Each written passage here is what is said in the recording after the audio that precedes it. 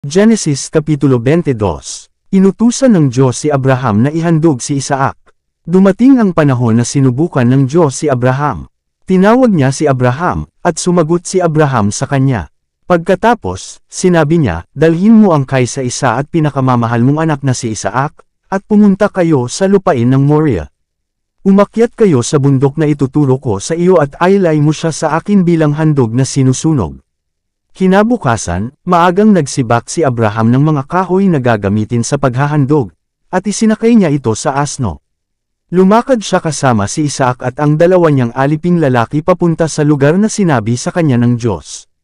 Nang ikatlong araw ng kanilang paglalakbay, nakita ni Abraham sa di kalayuan ang lugar na sinabi sa kanya ng Diyos.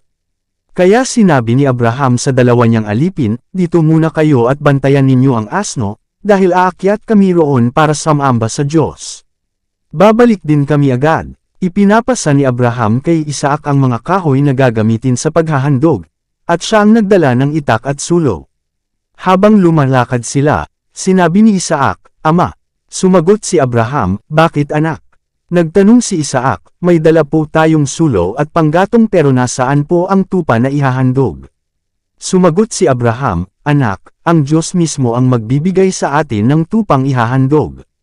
At nagpatuloy sila sa paglalakad. Nang dumating sila sa lugar na sinabi ng Diyos, gumawa si Abraham ng altar na bato, at inihanda niya ang mga kahoy sa ibabaw nito. Pagkatapos, iginapos niya si Isaac at inihiga sa ibabaw ng altar. Kinuha niya ang itak, at nang papatayin na sana niya si Isaac, tinawag siya ng anghel ng Panginoon mula sa langit, Abraham.